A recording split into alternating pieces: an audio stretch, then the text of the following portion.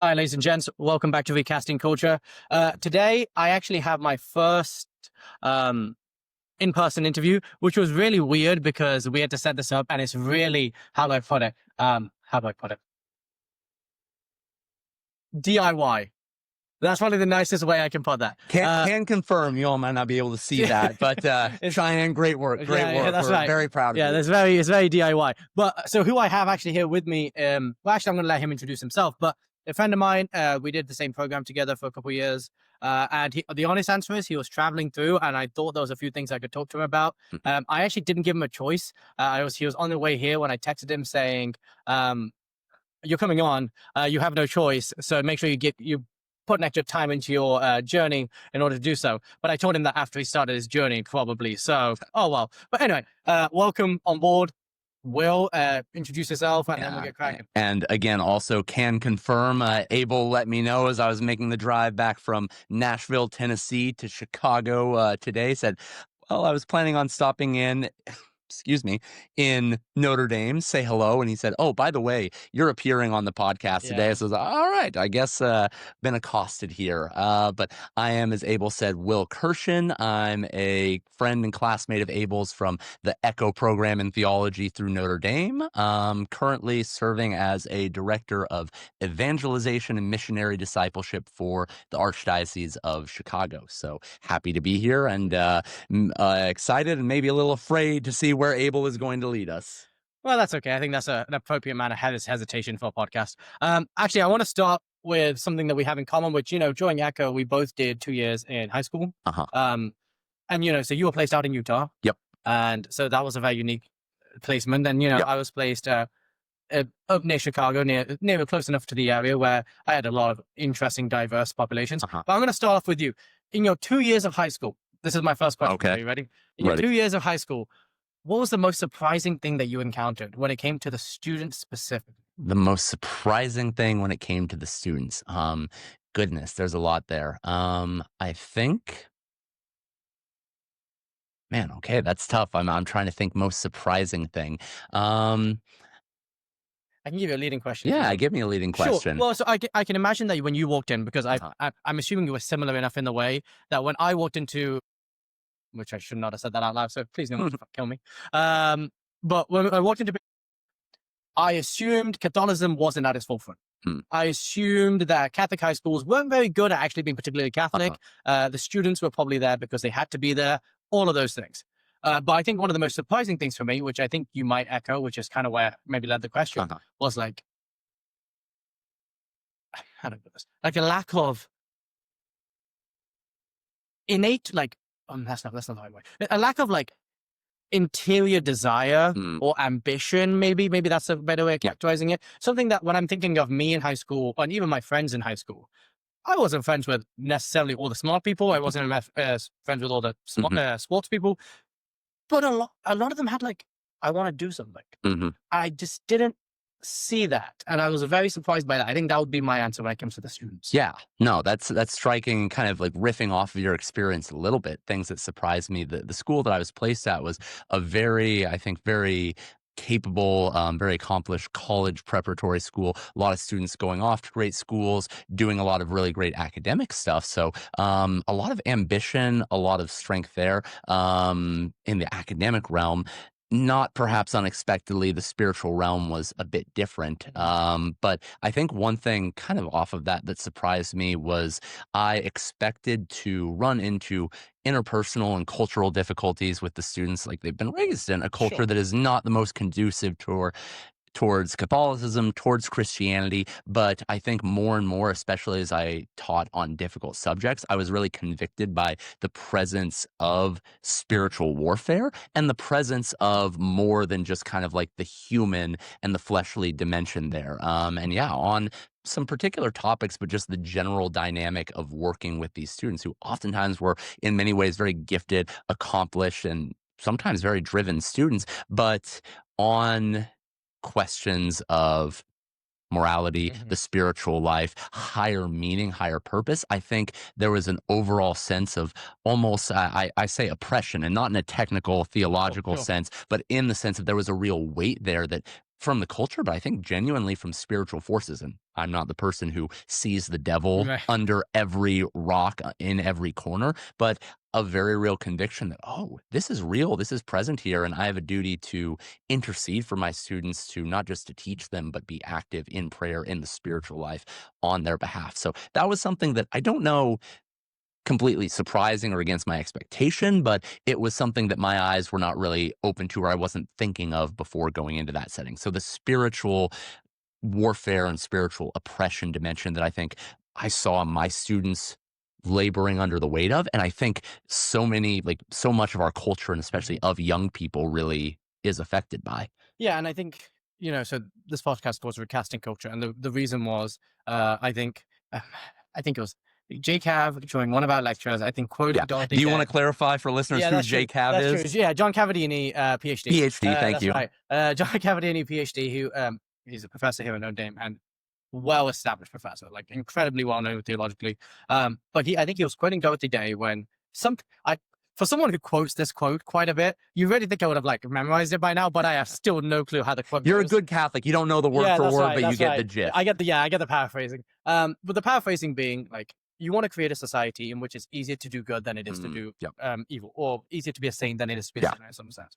Yeah. And In that sense, maybe like defining that, like that's what a good society Right, is, right? right. A good society is one in which it's easy to be good, or the general, yeah, At least the direction in which each Yeah. person is oriented is that way. Yeah. And I think the point of this podcast was, well, culture's clearly not doing that right now. I think it's pretty easy to say that culture is oriented in the opposite direction, where a lot of the times you come out and it's easier to choose yourself. It's easier to choose pleasure, hedonism, whatever it may be, than it is to choose the classical definition of what goodness actually is. And I think when I was looking at specifically, when we were talking about school experiences, and I was thinking about, for me, it was the lack of like, it's a lack of hope ultimately. Like that's what's deep Yeah. within it. But even just the other things that we found around it, and I'm like, okay, there's something clearly broken here that we need to recast, that we need to like reshift, we need to remold in some sense. And even the spiritual warfare, or the untechnical oppression that we're talking about, which is the struggles that the students face in his day-to-day situation. I think there's things way deeper within that you have to figure out, because I'm thinking when it comes to students that I've been dealing with and encountered, and a lot of them have the right desires per se, like deep within them, you can see that this desire to do good, which I think is innate to a lot of, to basically everyone. But I'm thinking about the brokenness of the families that they come from, the lack of formation, the lack of, and this has a negative connotation, so I don't know how to, but the lack of pressure in some sense, like a real, like your parents are watching over what you do and they care. Yeah. And because they care, there is some pressure on you to do what's good. Yeah. And that doesn't exist in the same way that it did. Yeah, I think branching off of that a little bit, just to get into like a classical category to kind of describe that. I think going back to Aristotle, he spoke of the virtue of magnanimity. Sure. Magnanimity, say that 5 times fast.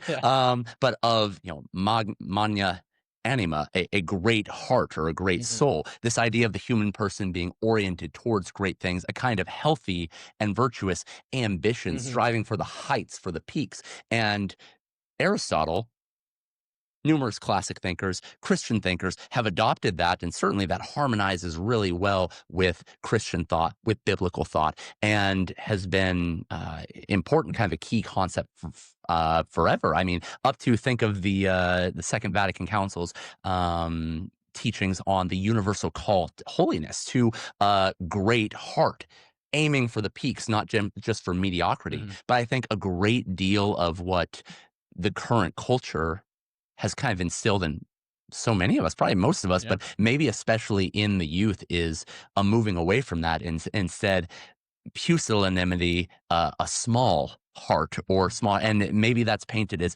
humility or modesty, or simple, it can maybe be framed in more positive ways. There's something, maybe an element of goodness there, but ultimately a hesitation and perhaps a fear of striving for the Mm, heights, striving for greatness in virtue, in love, in the yeah, intellectual life. And I think that is, no, that's something just relating to what you're saying, that lack of hope, lack of ambition, lack of strive for truth, for goodness, for beauty, I think is really indicative of the culture that is forming our youth and of so many of the worldview of so many of them, not necessarily due to their fault, but because this is the water they've been drinking and the message they've been taught their whole lives. So rant over, but that kind of yeah. contrast, I think, is Well, I think that's fascinating because notable. when you were first speaking, I was like, I think I'm going to push back because um, I was thinking about how much, especially students and young people nowadays, care about Mhm, the big issues, mhm, the ones that affect all of society, mhm. the ones that are like erupting across the world. Mhm. Like, regardless of what side you end up on these conversations, people have opinions, and they Yes. are like, these are the opinions. I will die Yeah. on this hill, and like, if you don't believe this, you are a terrible person. Like, this is like how strongly they Mhm. hold these opinions. And so at first I was like, well, I don't think that's true. I think they do have these great, like, they have this great heart for something that's Mhm. bigger than themselves that is so much huge, so much bigger. But as you kept speaking, I was like, okay, wait a second. But it seems to me that those bigger issues, those I know what I'm trying to think. I'm thinking like I think the big one of today's time is probably the big like Palestine, Israel. Like that's the thing Mhm. that everyone has an opinion of, Mhm. and you are either on the right side or the wrong side. Like in people's eyes, there is a real middle ground there, and people really care about that. And I'm not saying they shouldn't care about that. I'm not saying therefore you should like ignore it and walk away. But what I will say is that I think a lot of people have put so much pressure on choosing the right opinions there Mhm. and on what's going on in the world because, and this is me being completely Dr. Phil with no evidence whatsoever, but real just speculation. And I think it's true because Dr. What's his name? Martin Luther said so. Mhm. So that was an inside joke from earlier, my apologies. But because I said so, insofar as I think it's because it's easier to put yourself, to cling to things that are beyond your control, to think that you are doing great things, to choose to be in your mind doing great things without actually requiring things of yourself in the moment. Yeah. In order to do good things and great things in your own personal life requires you to kind of be okay with focusing on the mundane, to Mhm. choose what is good in the immediate, to choose what is hard in the immediate. And that's too much. Instead, if I can get really passionate about a big issue and really cause a fuss about it, I'm doing some good things. Yeah. Which, again, I would like to recategorize these. Say that is not to say that if you really care about something that is beyond your control, you should stop speaking about it because you have no control. That's not what I'm saying at all. But I will say, if that's the only way you are contributing to the things that you are doing in life, maybe you should reevaluate. Yeah. And I very much have a similar instinct that there has been maybe because this sense of magnanimity of a healthy, holy ambition for the individual has been lost. There's almost been a transference of that or a projecting of that outward. There might not be a hope that so many people today, especially the youth, have for, oh, I can do something great with my life. I can attain something individually. I can be a great husband, great wife, great father, great mother, great in my career, great in making an impact in the world or simply in virtue. But I can be connected to something Yes. outside of myself. Yeah. I can be connected to the right great social Mhm. cause. I can, whether it's Israel, Palestine, whether it's global warming, Yeah. whether Right. it's, name an issue and name a side of it that the details are less important. But I think that kind of shift of the locus of where am I seeking to strive, seeking to do or achieve something great from internal to a connection with some external cause to which the individual is only kind of loosely Yeah. connected. And I think, yeah, so I have a similar instinct to Yeah. what you Well, had to say there. it makes sense to me that people always talk about being on the right side of history, and again, when if you're in 1939 Nazi Germany and things are going crazy wrong, and you say, this is out of my control, I'm not going to take an opinion on this, that's not what we're Mhm, saying. We're explicitly not saying that whatsoever. But to turn around and not do what was like, if you're sitting in the United States in 1939 before they really get into the war, mhm, and like your family is struggling to feed, and you see Nazi Germany and going, oh, those Nazis, they suck, and then just sit at home and refuse to do any work to feed your family. Well, there's something misconnected there, something that we have to work on together. Um, and I think that's true with not to that same degree, but I think there's something analogous that's going on in the culture there. And I think you're right. I think that connectedness to be like, I'm doing something good with people Mhm. who are doing something good. Um, so I guess the question is, when you encountered your students who are maybe lacking in this magnanimity, um, how do you encourage them out? Mm. That's a great question, and I wish I had easy or simple answers to that. I think we spent a fair amount of time with stories, and Yeah. this is something I didn't get to in my limited time teaching delve really into this, but I think something that any teacher can draw on is the work of a great teacher, great educator from my alma mater, the University of Kansas, named John Senior. Mhm. And John Senior was a philosophy and classics professor, had a profound impact at the University of Kansas, but his maybe central idea or most impactful and unique idea, he was a great proponent of the great books, of a classical Mhm. education, of the transferring, the sharing of this Western tradition of thought, the great conversation or great dialogue that's happened from, you know, Socrates, Plato, Aristotle, on up to Kant, Hegel, the modern day. But Senior's key insight was that while the great ideas, these intellectual heights are important, that built on a bedrock that has been neglected in society. And he phrases this as, to talk about the great books, one might name the 100 great books of Western civilization. Senior makes the point that these are built on the 1,000 good books. The good books, which may not concern the ideas of, say, realism versus nominalism, like Aristotle, and or might not concern, like, okay, utilitarianism versus Kant and his duty-based ethics.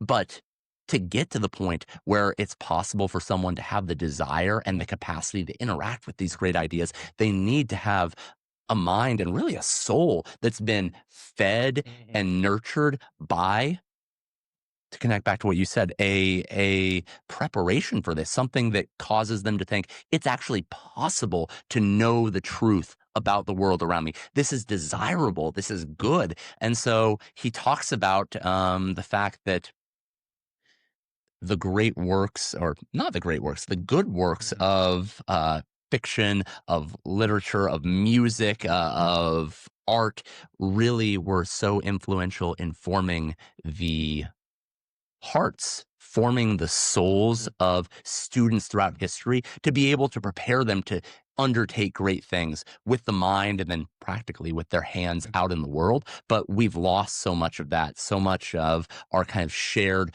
cultural, what books does everyone read? And 100%. if that's the, maybe shared here, 5 years from now, it's going to be different. How different is that from a society where people could assume a basic understanding or a basic kind of shared foundation of things like Aesop's fables, Greek and Roman mythology, Yeah. of the works of Shakespeare, etc.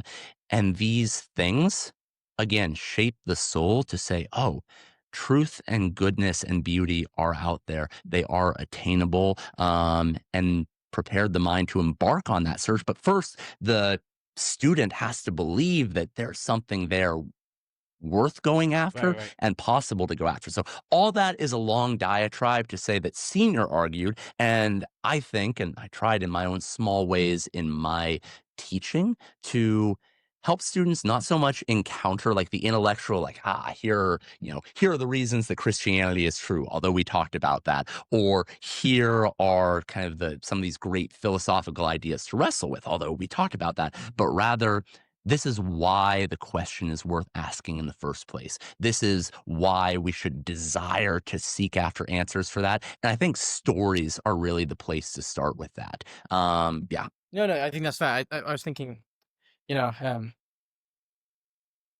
I don't know who said this, which again, this Uh-huh. is my biggest problem. I have so many quotes in my head. I have no idea Fire where they away. come Maybe from. we'll figure it out. Maybe. But well, okay, I'll say two things. I think first thing is that people always talk about this. I'm trying to figure out, trying to get back on a weight loss journey of some sort, Uh-huh. because I really went crazy for the wedding, and then the wedding ended, and then I did like basically a month of not caring and immediate regret insofar as the effects of it. The food itself was phenomenal, but that's beside the point. But I remember when I started on the weight loss journey, one of the things that, like, even Exodus 90 talks about, it makes you write down like your why. in weight training and like Mhm. in personal coaching, he always says like, Yeah. what's your why? Like, what's the reason you're doing this? Because when things get hard, if you don't have a reason Yeah. for what you are doing, like you will cave immediately. And this is like, I love the guys who are helping me, but he is not a Catholic or a theologian by any stretch of the imagination. He's just a guy who knows very basically that if you don't have a reason why you are doing something, you will stop doing the Yeah, thing. that's good human wisdom. That's straight just wisdom. that's psychology. Right. Well, and I think very similarly, the other thing that I've heard is like, life is it's an adventure. And if you don't believe that the adventures are real and things are like worth doing, and so I think it's Gandalf to Bilbo when he goes like, when you step outside, Mhm. like it's an adventure that begins, and like it's something that unexpected, and it will sweep you off. You don't know where the road is going to Exactly. take it. It's a dangerous thing. I forget It's the a quote dangerous as well. thing stepping out of your door. But the point being, it's an adventure. Yeah. But the hardest part that you have to convince, and I think you're right about this when it comes to students, is convincing them that things that are true, good, and beautiful exist. Mhm. And they exist objective regardless of that. Because I think the reality that a lot of kids have fallen into is, I think some things are good. I think some things are beautiful, but I don't think these things are good. I don't think these, and then there's that relativity that has seeped in deep within them. And so to try and convince them there is something that you can attain to that is good, true, and beautiful. And that if you like direct everything you have at these things, you can get there, or you can get very close, because you can't actually attain perfection. Beside the point. But you can do that because it's real. We were sitting in the, I was sitting in the car with a family member. We were traveling an hour and a half one way. And in the conversation in the family member, we were just talking about like current events that's going on. And I was like, I listed something that, it's like one of those universally bad things that everyone should be able to say this is a bad thing. And in the conversation, Punching baby seals in the face. Exactly. Punching baby seals in the face. Devil's advocate. Well, right. That particular baby seal, Right. he stole my cookie. Exactly. That's right. He's punching baby seals in the face. That objectively bad thing. And this person said something that I was like, there's no way you think that's true. Like, come on. Like, surely you don't believe that's true. But, so they were the baby seal puncher. There we go. That's right. Okay. No, they said, well, in your opinion, that was wrong. Yeah. And I was like, okay, how far are we willing to push this theory here? And so, I went to the classic. I was like, child sacrifice. Wrong. Everyone agrees it's wrong. Right? To which he replied, in their opinion, they think it was wrong. But I was like, come on. You don't actually think that. No one actually thinks that. And, fair play to him. I am impressed by the stubbornness, because I also have that stubbornness. He held strong to his line, and fair enough. But again, I actually don't think that he believes that. I also think, like me, he's much of a contrarian. And so that was also part of the point. But I think that is very much what's the word?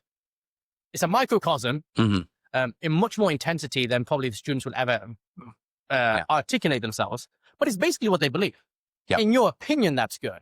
In your opinion, that's true. But I was like, no. These things are real, and it's up to us if we discover them or not. But they're real regardless of if we think they're real or not. Yeah. And I'm struggling, and I think you're right. I think the answer is stories. Them seeing great things and good things and things that are hard.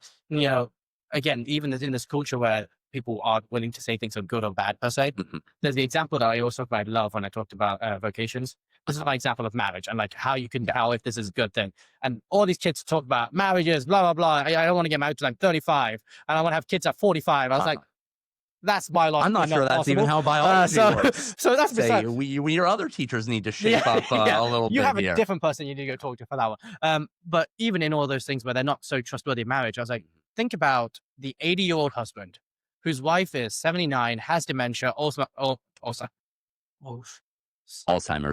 Thank you. There we Alzheimer's, and like can't even remember the husband when they wake up. And he still wakes up, looks after them, feeds them, like washes them. Every single person in that room will go, yeah, that's love. Yeah. In your opinion, that's love. That's in essence though, like even it breaks through. Like the greatness of things can break through like the facade that we believe, which is like there is no reality in things. And so I think you're right. I think stories are the way forward. But the bigger question is how you get these stories into these kids, because we've encountered reading is not a strong song suit for these kids in any way, shape, or form. Yeah, I mean, I think it requires creativity. And again, I am far from being an expert in pedagogy or the best way to approach this, but I think ultimately one has to approach students, has to approach anyone from the point that they're starting at. And so if kids, in an ideal world, we'd be educating them much better, instilling, I'm a strong proponent of reading. Every school should be mandating probably much more reading than most are Right. nowadays. But given the reality that we have, rather than the one we wish we dealt with, I think it falls to us to say, okay, where are our students? Whether they're a fifth grader, a ninth grader, a 12th grader, a college student, where are they right now? And what is accessible to them? So maybe that's a great novel. Maybe that's a good or at least passable novel that has some themes, has some concepts. Okay, we can unpack more deeply. Maybe that's a graphic novel. Maybe that's a movie, a television show, a song. I think there are many things philosophically and having to do with the Catholic faith that we can't compromise on that are black and white. We can't compromise for the sake of convenience, but there are so many things that we can. And I think while I'm a great lover of, the works of Thomas Aquinas Sure. or Tolkien's Lord of the Rings, recognize that for so many individuals and so many students today, those are not reasonable or accessible starting points for them to begin the journey of thinking about great ideas, but even about capturing this idea of, oh, is there goodness out there? Is there something worth striving for? Is there something more to the world than me? And I think we have to be very creative. I think Bishop Robert Barron is a great example and kind of leader in this of saying, how can we find the seeds of the word, the semina verbi in, semina verba. In the media, in the stories of the culture, and not stop there, but to use that as a foothold to begin instilling or at least opening the question in our students' minds of, yeah, what if, Marvel movies, Black Widow in Avengers Infinity War. What if there might be some sort of cause or something worth not only living for, but laying down my life for, something greater than myself? Just one example that immediately comes to mind, but where can we start with what imperfect, flawed stories that any human being is already taking in and start to tease out the elements of truth? Because again, the great classical philosophers, Christian thought throughout history has been consistent. Anything that exists possesses some degree of truth, That's right. goodness, of all of the transcendental. So there's something there in every form of media, in every story, in everything that exists in this world. There is something there that we can tease out some good, even if it's mixed with a far greater amount of misleading or falsehood. Where can we start there and then use that to begin scaffolding up both students' craving and desire for more, and also hopefully their intellectual ability. So this I leave more to English and That's true. literature teachers, but to get to the point where students actually can read or take in some of the great stories of history. Yeah. So I mean, immediately, so not to say that The Simpsons predict everything, but I think Simpsons predicted your answer in some sense. I don't know if you saw the episode where Bart gets kicked out of Catholic school. He gets kicked out of yeah, I'm not sure. Catholic school. I'm not sure I have. Oh, No. oh, wait, he goes to He Catholic goes to school. Catholic Okay. school and he's getting in trouble for misbehaving. Uh-huh. And so this priest comes along and like he's talking to him in the hallway and he goes like, what do you like? These guys are lame, blah blah blah. And he gives him a comic book. Mm. And he opens the comic book. He's in class and he's like Yep. hiding behind his math book, reading a comic book. And it's just the stories of the saints and like Yep. the gory ways that they died and how willing they were to go to the extreme to like lay down their life. And like the first one's like Saint Sebastian being like arrowed to death, and it's just but that's exactly what you're talking about. There's an illustration there. Yeah, It's taking, it's like, okay, rather than some glowing hagiography about, how Saint Francis's, his, smelled like flowers all the time and, petted nice little animals. And then say, okay, entering in or translating the stories of the tradition or new stories, and I won't get into a tangent there, but translating old stories and crafting new stories that reach people where they're at in today's milieu, in today's society. And again, we don't leave people there, but that is a necessary starting point. And if I'm as a theology teacher, as an English teacher, as a catechist, just as a parent, as a person, going to say, well, the only proper starting place is Tolkien, is Aristotle, is Shakespeare, etc., then I'm divesting myself of my duty as an educator and as a human being who cares about people's minds and souls.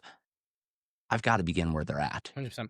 And so I think, I just actually want to end that episode because I think it's hilarious, and then I'll come back to what you're saying. The end of the episode is Homer and Bart are convinced to become Catholic, and they're about to get their sacraments, their Uh-huh. sacraments, and Marge and the minister come in and like stop it. Yep. But the reason Marge comes in is because she has a mini dream Of Catholic heaven and Protestant heaven. And I Okay, will yes, say, I've seen this. Catholic heaven does seem way more fun. And so Right. if that alone is convincing to anyone to come join the club, feel free to do so. Hilaire Belloc, wherever the Catholic sun doth Yep. shine, there's always laughter and good There we red go. That's wine. right. Say That's right. amen. It's Exactly. we love the things of the world as they point us Right, towards right, the right. higher things. Yeah, we have So nothing if not be Catholic. We have more enjoyers. fun. Right, we have nothing if not enjoyers of what is good. But yeah, I think your point being, the reality of entering where people are, and I think this. I want to.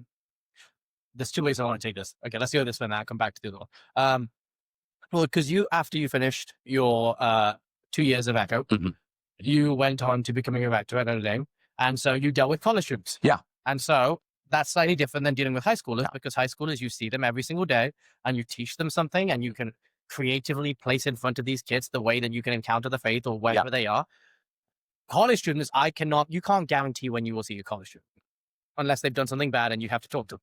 But bar that, you can't guarantee you talk to a college student. So what does it look like for you to present this exact thing, to enter where they are, to students when they may not cross your path except for like once every 3 weeks for 5 minutes? You see what I'm saying? I guess Yeah, the question. yeah. I mean, I'm going to speak because I think this varies so much depending on, okay, is one in a teaching role as a professor to 100%. college students? Is one a priest or campus minister who is seeing them in that context? For myself, I was a rector at the University of Notre Dame. So living in a dorm, a residence hall of 250 college guys, and kind of in the thick of things day in, day out. So everything from, making sure the bathrooms were working That's to right. mass on Sundays and anything and everything in between. So I'll speak to that context because it's the one I can most immediately kind of enter into and speak to. But I think one that I embodied imperfectly but tried to live out during my time, and I think is the core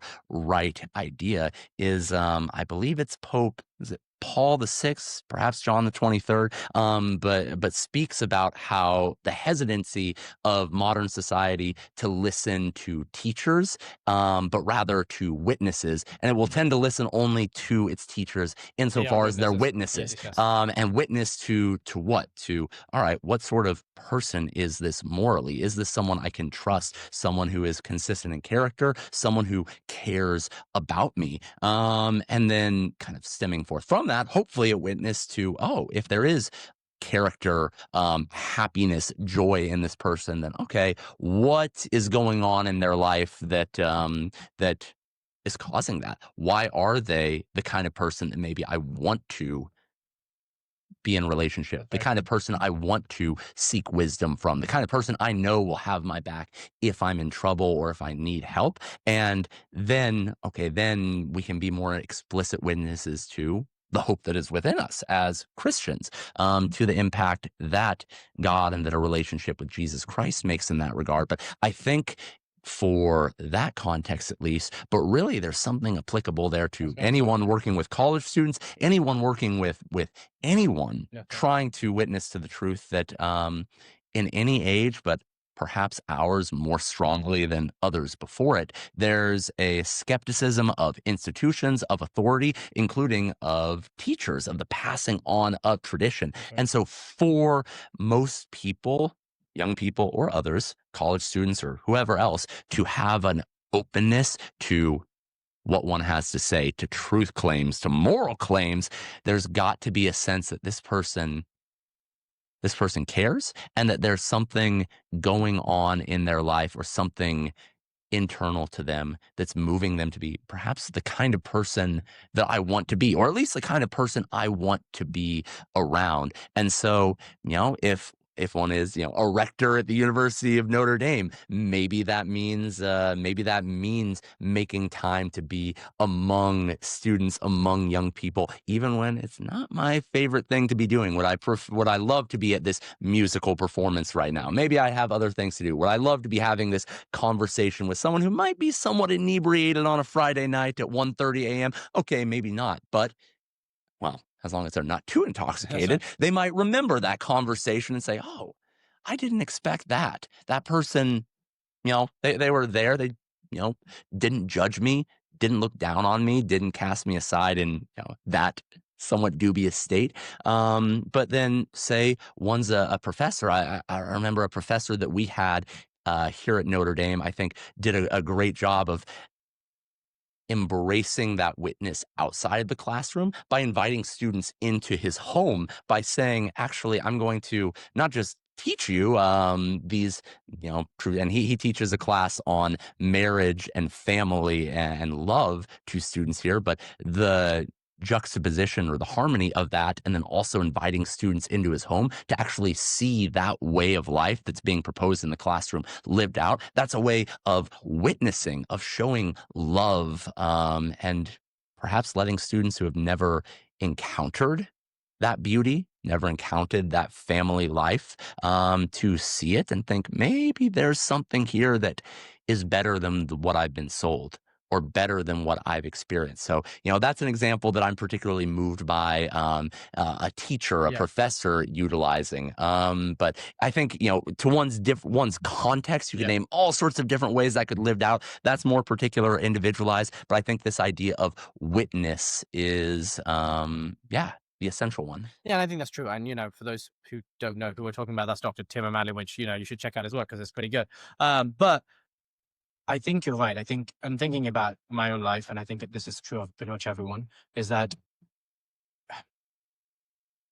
now I'm going to steal a Matt Farr quote here, which is that we're some we're sometimes tempted to reduce Christianity to syncretism, Mm.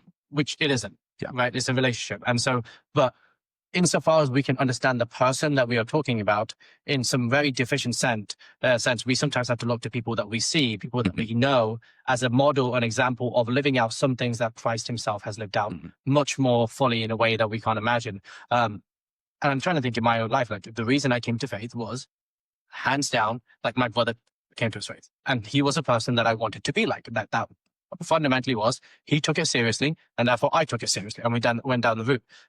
And so I guess this is a question for you. I actually kind of want to do this in some. I don't know how long this will take, so let's find out how this will go. Okay. But if we say this is going to take too long, we can chop it up. So first, the question is, who in your life were those figures Yeah. that you saw and went, okay, there's something here that I want to take seriously? And then I kind of actually want you to like somewhat lead me through like how you got to taking your faith seriously. Yeah. No, love to talk about that. And it's something that I think there is a fairly definitive answer to that question, and something I love to share about because it really is the definitive turning point in my life, and that around which everything else turns. So for myself, I was raised Catholic and raised in a fairly consistently practicing Catholic family. We went to mass. I was involved in religious education, or PSR, Parish School of Religion, growing up, and would have said that my faith as a Christian and as a Catholic was important to me. And in a sense, it was. But it was very much, looking back, something that was lived out in a going through the motions kind of way. There was no inner vitality, or at least there wasn't as much as there should have been. And there wasn't a sense that, oh, this is the core or the sun around which the whole solar system of my life orbits. It was one thing among many, along with, academics and sports and other extracurriculars and friends and family. And that was really the case for me growing up through the age of 18 and, going off to college. Faith was important to me. It was one thing among many. Sure. I'd say the defining turning point came as a student at my undergrad at the University of Kansas, living in the great Stevenson Scholarship Hall. So Lyleman, of whom I'm sure none will ever hear this, but my Lyleman of Stevenson Scholarship Hall, beautiful place, greatest place in the world. But I, as first of all, a college freshman, lived with a number of a dorm of about 50 guys of diverse backgrounds, diverse beliefs, religiously, politically, ethnically, everything. But there was a core group there of devout and committed Christians, followers of Jesus, some of whom were Catholic, a good number of whom were actually evangelical Protestant. And through living in this setting and getting to form friendships and relationships with these guys, it was for the first time that I had ever seen, really from anyone just about, but especially from a peer, faith in Jesus and Christianity lived out in a way that seemed to matter, that seemed to make a difference, that there was something different about the way that these guys who were my age, a year or two older at times, the way they spoke about God and their relationship with him, Jesus, like he was a real person active in their lives, the way that they interacted with scripture, the way that they prayed, and the way that they treated and interacted with other people, including me.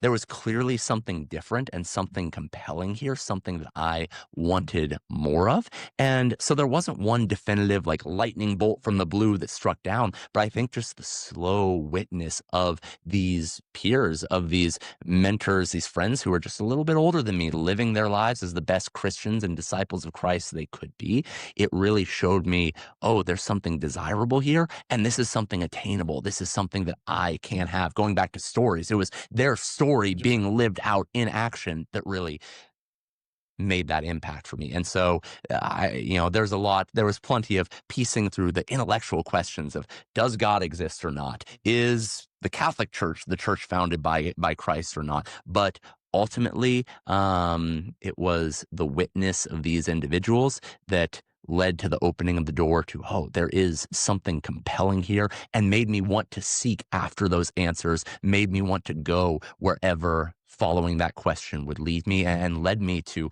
coming ultimately into a vibrant, lived relationship with Jesus Christ, growing in prayer, growing in my intellectual understanding, and wanting to then turn and make the rest of my life about sharing or giving back to others what had been shared with me. So yeah, that's really the turning point there. And I think that's I have a lot of friends of mine who had like a moment. Mhm. There was something that happened in their life. There was Yeah. a moment, and like, something maybe it's like supernatural in some sense, like happened to them, and they're like, this is the moment that changed my life.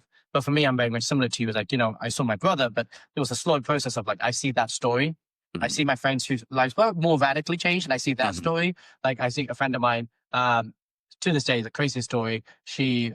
Or she's not objectively the craziest story. There's way crazier story. Yeah. But she was a person who was not doing great in school. Like, she was in trouble for like hitting teachers. Like, this was like not a person who was doing well. Yeah. And like, she goes to this retreat. She experiences Christ so so tangibly, that she Mhm. comes back. She apologizes, writes letters to her teachers, like sits down, like works through, gets her grades up, and now she's a nurse and she's doing great. She's a phenomenal human being. But that's a crazy change for a summer. Yeah. You don't become not a delinquent in a summer. That's not how that happens. But I like, you see that in a person. How can you not see that when you see someone change so Mhm. radically? You can't not take it seriously. And I think in some sense that was kind of my brother too, because he was very popular. He was very Mhm. successful in what he did, but sacrificed everything. He was like, I want to go study theology. I want to be a priest. And this Yeah. was not something that was predictable if he looked at his earlier life. So those stories, they were like outrageously important. Mhm. And Yeah, I think it's just relating to that, or absolutely. just jumping in a little bit, this is something a little bit of a soapbox that I'll hop on, is what you're talking about, and we've hit on before, the importance of stories, 100%. the great stories of, literature and art, et cetera, but individual stories, the story of a life impacted and transformed by Christ is perhaps the most important thing that each of us individually has to share, Yeah. and the most impactful tool that we have to reach those who have their ears deadened and their eyes covered by a culture that says, well, don't think about these things, is the story that you have, that I have, that your friend who was a juvenile delinquent, that your brother, that so many others have, of, hey, I didn't know Jesus, or maybe I didn't know him in the same way, and then I came to know him,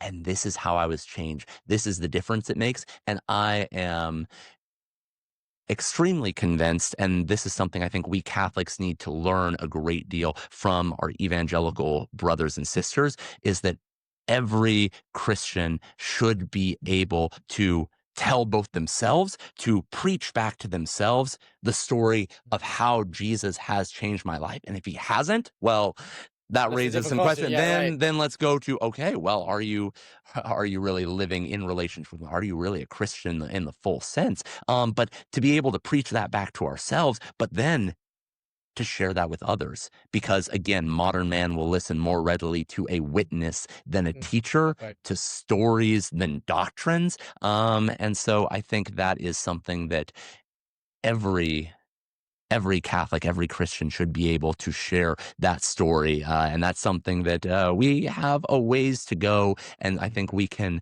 model or learn a great deal from our Protestant brothers and sisters who place such a weight on personal The testimony. testimony. That's right. So, yeah. Oh, and I think that's true. And I was thinking as you were speaking there, I was like, I think it's necessary that we teach ourselves to do that too. I think you're right, like Yeah. preaching that back to yourself. I think, you know, a lot of friends of mine, the people that I've met who have had like the craziest encounters with Christ, Mhm. right? And they are like on fire for a solid 6 months. Yeah. And then it's like, did that really happen to me? Maybe Yeah. like, maybe I'm like blowing out, like they didn't tell themselves the story that Yeah. happened to them. I remember that, I don't know if you remember, there was a specific situation that took place to me when I was in my second year of Echo, where I forgot to do something and I was in a precarious situation. That's as much as I will leave it as. But my point being, it was a very precarious Don't procrastinate, ladies and Yeah, gentlemen. It that's leads right. in ugly places. That's No. right. That's right. Yeah, if you have to take anything away, do stuff on time. But I was in a very precarious situation and I was really freaking out. And I remember going into the chapel. There was an adoration chapel near my placement. And I was sitting there and, you know, prayer, not my strong point. Open admission. I was listening to another Pines episode the other day, and they talked about short javelins into heaven. Yep. And I was like, that seems something. Is that the word they use, Abel? Short Is that the javelins? word? Okay, sorry, never mind. Ignore Yeah, that. the Ignore quotes. that. Yes, got it. Yeah, I got Yeah. it. But yeah, short javelins. Like that could be something I can do. But anyway, I was sitting down, I was praying, and I was picking up scripture, and I was just reading it, and the word "remember" was the one that stuck to me. Yeah. And it was a word that really, like, it carried a lot more meaning to me in that moment than it was just a random piece of scripture. It had nothing to like that context of that sentence was probably like remember bread or something. I don't know. But like the word remember like really struck me for some reason. And I remember sitting there thinking about it and like I was freaking out because I was in this precarious situation and just going, but like remember every time the Lord has stepped in. Like, you know, COVID happens and I study abroad and I was like, whatever, like with my parents or whatever, like all these moments where the Lord has stepped in and gone, remember this? Do you remember this? Do you remember this? Like, tell yourself these things so that you can actually take real trust in who I am. So that when things happen, yeah, you're an idiot and this is completely on you, but I'm more good than you. Yeah. Like I care about you more than you do. So remember that and like trust in that. And so that was what I word. And so when you were talking about preaching that testimony back to yourself, yeah, 100%. I think Catholics definitely need to learn to look in the mirror and go, this is what the Lord did for me, and I'm willing to share it to another person. Absolutely. Just a little example, something that I remember being particularly moved by. I spent a good amount of time actually serving on staff with mostly Protestant campus ministry group, the Navigators, and deeply grateful to the Navigators. But there was a kind of formative member in this organization named Jerry Bridges. And Jerry Bridges was a staunch 5-point Calvinist who was a great teacher, wrote books on this. And Jerry Bridges and I would have had some serious theological disagreements. But this man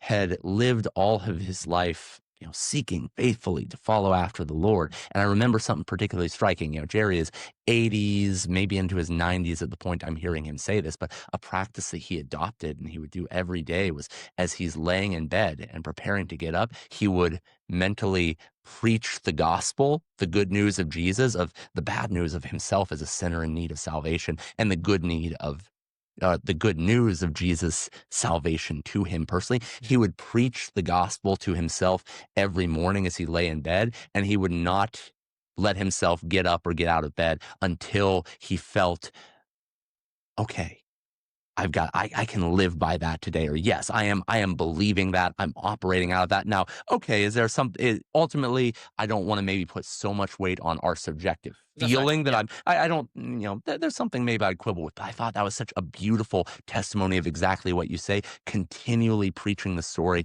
of what God has done in salvation history. And that's one reason why biblical literacy is so important, is so that I can preach to myself and hear God preach to me the work of what God has done in the people of Israel, in the family of Abraham, in the life of Jesus and through him.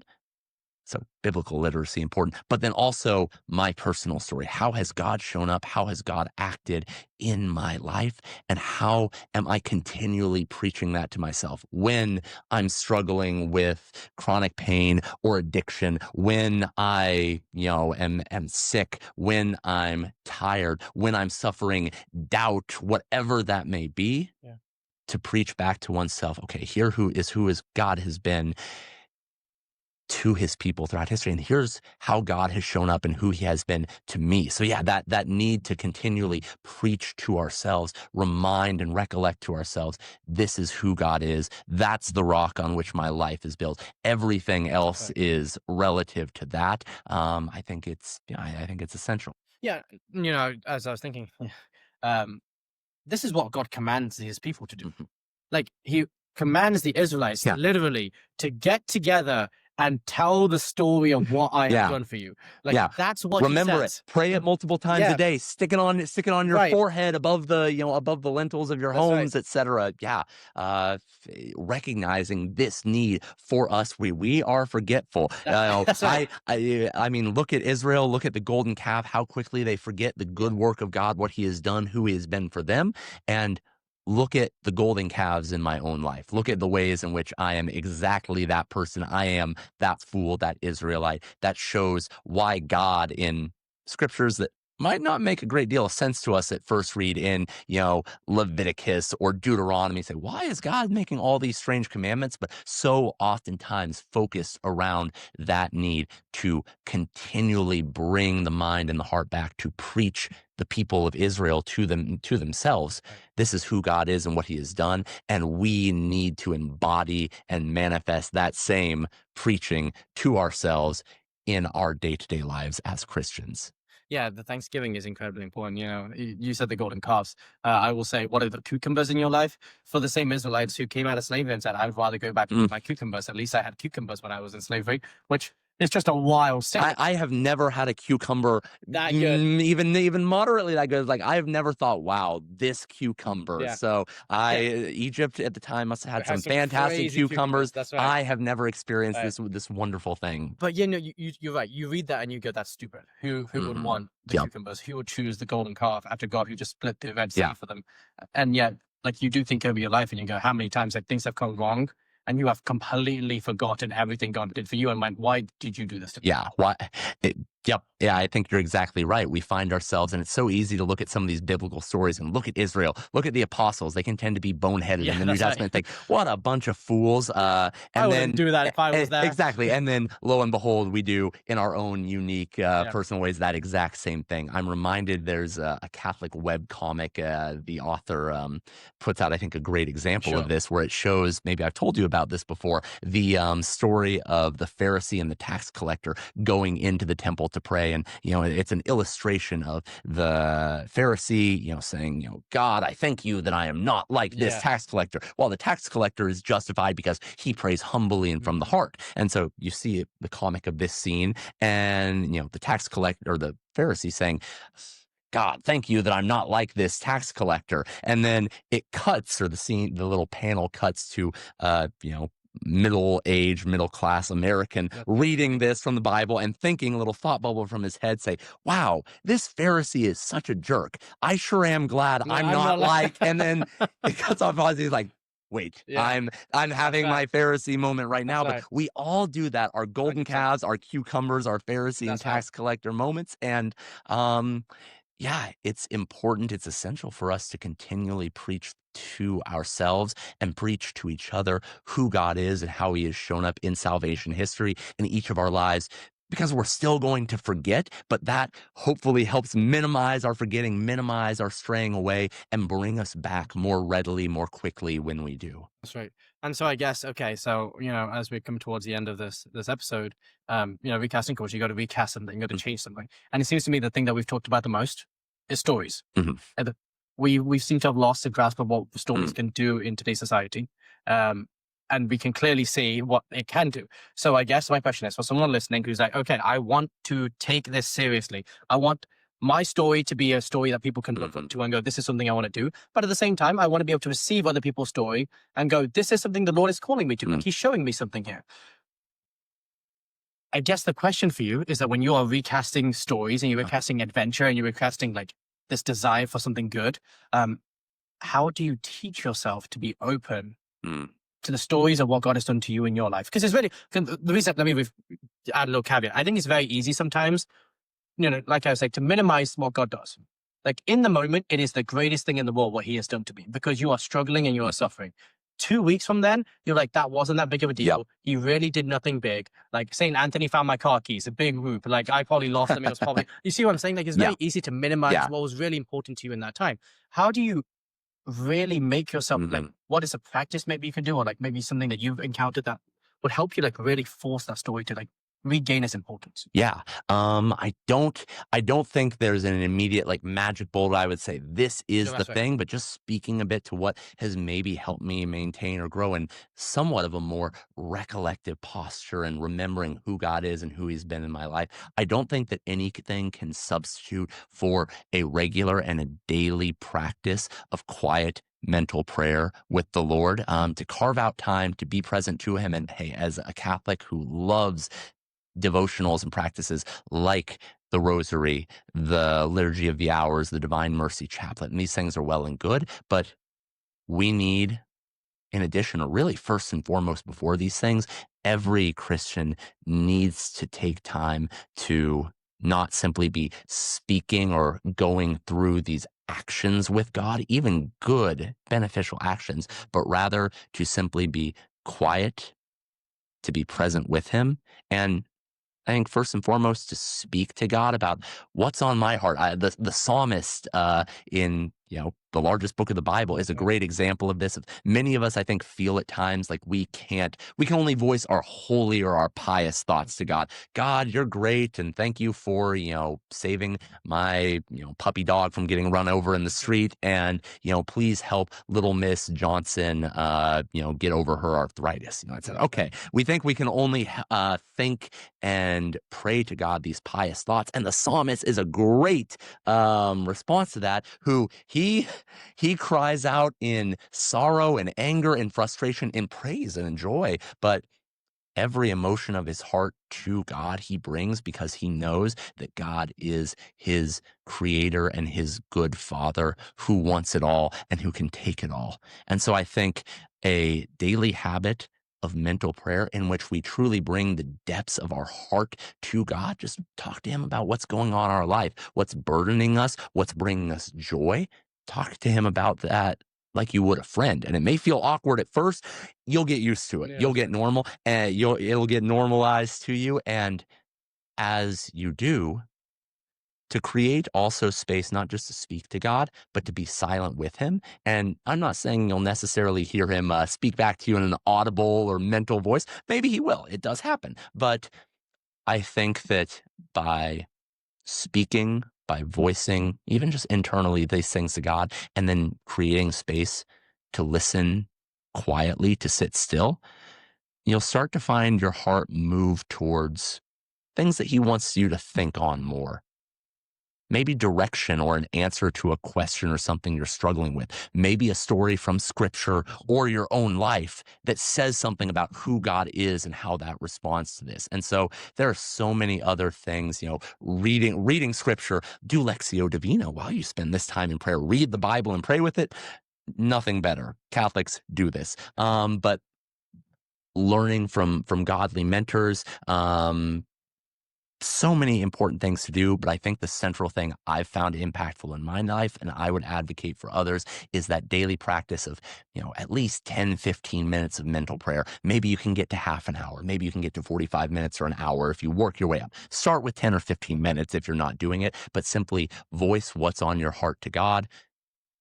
Leave time of quiet for him to gently speak back to you. And I think you'll find that your mind gradually grows more recollected, more focused on him, and you begin to hear and remind yourself of his story and how you fit into that story, rather than the other stories or counter narratives that the world wants to tell you. So that's my 2 cents. That's fair. And I think the only thing I would add to that, I remember there was a confessor that I went to after my confession. He gave his advice because I was struggling with ingratitude, let's say, or like a forgetfulness, like, what we were talking about. And he told me to do an examen every day. But, we normally do an examen every day to recollect all the sins that we have committed throughout the day and all the times we have failed God. And he goes, stop thinking about the sins for a second. You seem to have a good idea what your sins are. This is good. Do that. There's not saying that don't do that. But he was like, go through the day and thank God for every single thing that happens. The annoying and the small. And he was like, even in just the act of you preparing yourselves to thank God for the things that you do not want to thank him for. again, I will not try and pretend I know this because I've read Aquinas directly, which I have very briefly, but nowhere near enough to remember these things.